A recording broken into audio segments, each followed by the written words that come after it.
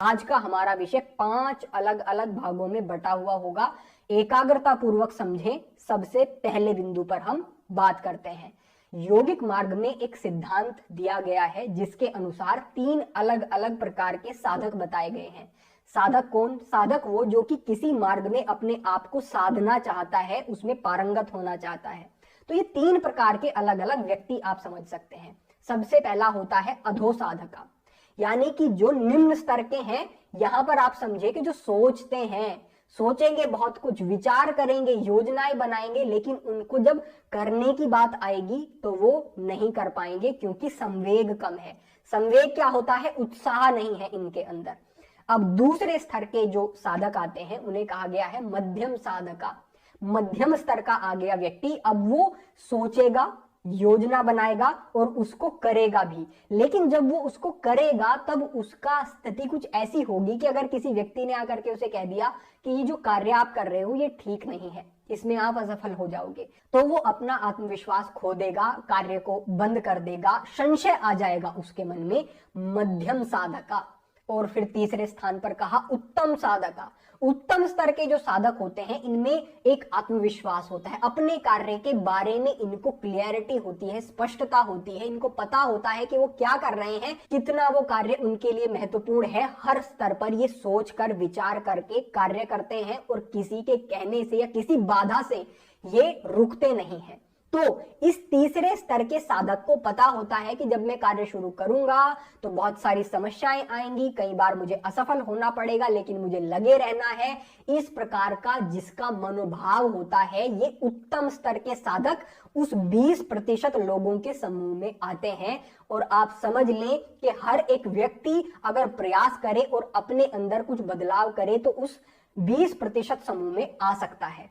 अब बात आती है कि इस उत्साह को, इस संवेग को, इस प्रेरणा को पैदा कैसे किया जा सकता है। यहां पर हमारा दूसरा बिंदु होगा, इसे समझें। यहां पर आप समझें कि अगर आपको कुछ स्पष्टता नहीं है, कुछ समझ नहीं आ रहा है कि क्या करें, कहां से शुरू करें, कैसे करें, और आप अपने समय को नष्ट किए जा रहे हैं, तो आप समझें, एक कार्य करें, थोड़ा समय दें अपने आप को, एकाग्रता पूर्वक बैठ के ये देखें कि आज से 10 साल, 20 साल, 30 साल बाद मैं अपने आप को कहां देखता हूं। क्योंकि ये स्पष्ट सी बात है कि जो व्यक्ति जो कर रहा है उसके परिणाम को, भविष्य में क्या होने वाला है, उस पर दृष्टि नहीं रखेगा, केवल आज के सुख को देखेगा, तो वो फंसेगा निश्चित रूप से। आज तो बहुत सारी चीजों में आपको सुख लग सकता है, आप काम में सुख ढूंढ सकते हैं, आप बहुत सारी चीजें, कुछ खाने की वस्तुएं मिल जाए, सुख ढूंढ सकते हैं, शारीरिक आराम में सुख ढूंढ सकते हैं, आलस्य से पड़े रहने में, फोन चलाने में, टीवी देखने में, बहुत सब जगहों पे आपको सुख मिल सकता है।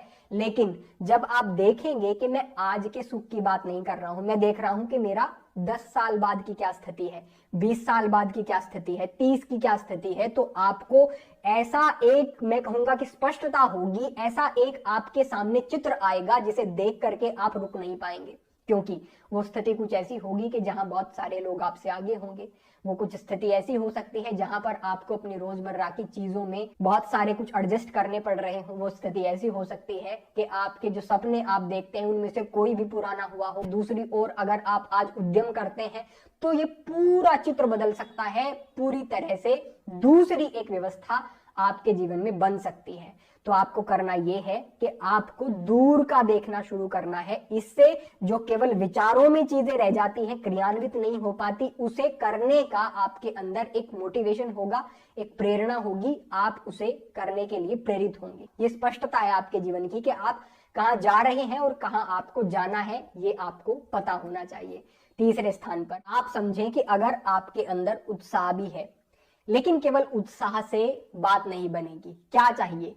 चाहिए एक दिशा, किस दिशा में कार्य करना है, लेकिन इसे आपको कोई बता नहीं सकता। ये किसी के सुझाव के आधार पर चलने वाली चीज नहीं है। ये तो आपको अपने जीवन को देखना होगा कि मुझे क्या प्रिय है, मैं क्या कर सकता हूं, क्या मेरे लिए रुचिकर है, किस में मेरी योग्यता है, किस में मैं कुछ अच्छा बेहतर दे सकता हूं समाज को, व्यक्तियों को। तो ये आत्म मूल्यांकन का विषय है। दिशा को निर्धारित करें, एकांत में बैठ के सोचें, विचार करें और अपने बीते समय को देखें। आप अब तक कहां, किस दिशा में बेहतर करते आए हैं। कुछ ना कुछ विषय आपको निश्चित रूप से मिलेगा।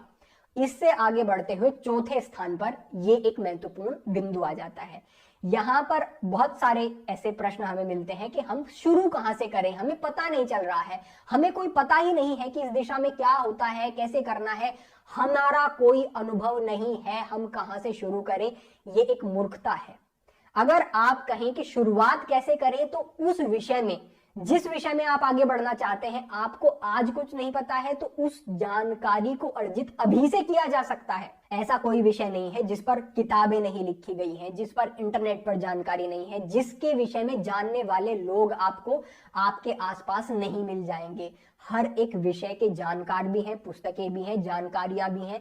सबसे पहला कदम होता है कि उस विषय में जानकारी इकट्ठा करनी शुरू करें, सीखना शुरू करें। और इसमें कोई बहुत बड़ा निवेश नहीं होता, इसमें बस एक शुरुआत की जरूरत है। तो आपको संकल्प करना है कि मुझे दिशा मेरी मिल गई, मुझे पता चल गया कि इस दिशा में मैं कर सकता हूं, तो एकदम से उस कार्य में पैसे को लगा करके करने के लिए प्रेरित ना हो। सीखें उसके बारे में, पढ़ें उसके बारे में, सोचें उसके बारे में, और उसके बाद उन व्यक्तियों के पास जाकर के कुछ समय बिता सकते हैं। कहीं नौकरी आदि करने की आवश्यकता लगती है तो वहां पर कार्य करके कैसे वो चीजें कार्य करते हैं, वो सब चीजें आप सीख सकते हैं। अगर कोई कंपनी भी आपको खड़ी करनी है तो जैसी कंपनी में आप काम कर सकते हैं, प्रोसेस को सीख सकते हैं।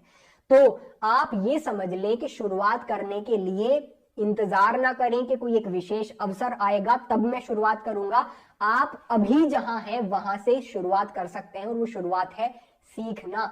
हमने अपने जीवन में यही अनुभव किया। जिस दिशा में भी आप बढ़ना चाहें, आप उस विषय की जानकारियां इकट्ठा करें। ये हमारा चौथा बिंदु हुआ। अब हमारा पांचवा बिंदु आता है, जो है फोकस के बारे में। हमारे शास्त्रों में भी कहा गया है कि सहतु दीर्घकाल नैरंतर्य सत्कार से भी तो दृढ़ भूमि, कि अगर आपको सिद्ध करना है किसी कार्य को तो एकाग्रता एकाग्रता एकाग्रता ही मूल मंत्र है। ये अनेक स्थानों पर बार बार कहा गया है, चाहे वो योगिक मार्ग हो, चाहे वो भौतिक मार्ग हो। एकाग्रता, फोकस के बिना आप उस दिशा में आगे नहीं बढ़ पाएंगे। यहाँ पर एक बात समझ लें कि जो कार्य आपके सामने है उसको पूरी निष्ठा से करते चले जाएं। क्या परिणाम मिलेंगे आप खुद नहीं जानते हैं। यहाँ पर एक छोटा सा दृष्टांत हम आपको कहते हैं कि एक बार एक शिष्य थे एक गुरु के, जो कि पढ़ने में अच्छे नहीं थे लेकिन सेवा में उनका बड़ा मन लगता था।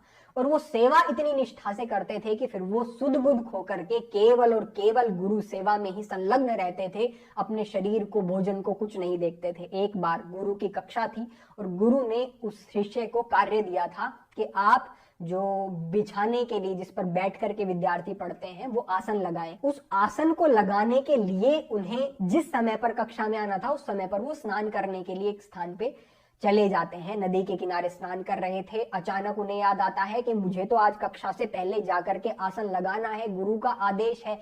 तो जैसे वो पागल सा हो जाता है और वहां से ऐसे दौड़ना शुरू करता है, उसके मन में एक भारी विषाद कि आज तक मैंने अपने गुरु की किसी भी आज्ञा का उल्लंघन नहीं किया और आज तो मैं इस आज्ञा को पूरा नहीं कर पाऊंगा। वो जैसे पागल सा हो गया, वो गिरता हुआ जैसे तैसे बड़ी तेजी से आ रहा था। गुरु को पता था, तत्व यानी गुरु थे, कि वो किस स्थिति में है।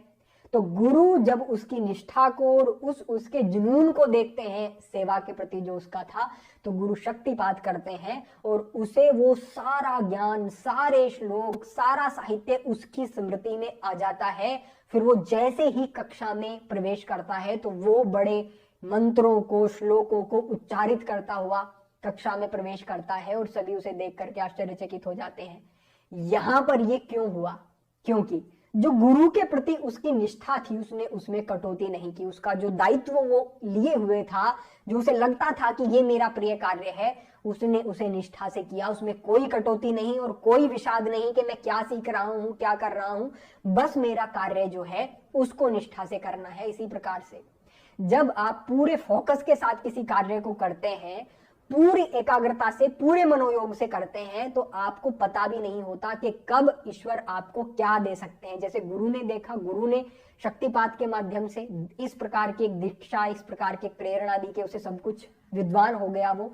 इसी प्रकार से आपके कार्य भी आपको बहुत कुछ दे सकते हैं। केवल आपको ध्यान देना है कि आप अपने कार्य में कितने एकाग्र और कितनी बेहतर तरीके से उस कार्य को आप कर रहे हैं उसमें कटौती ना करें, फिर आप देखेंगे कि अद्भुत चीजें जीवन में आती हैं, सभी की आई है और अवसर भी मिलते हैं, व्यक्ति ऐसे ही आगे बढ़ता है। तो ये केवल 5 बिंदु हैं, इन्हीं में सब कुछ सिमटा हुआ है। इनसे इतर आप समझें कि और कुछ समझने की आवश्यकता नहीं, बस एक लक्ष्य निर्धारित करके उस पर कार्य करने की अब जरूरत रह जाती है।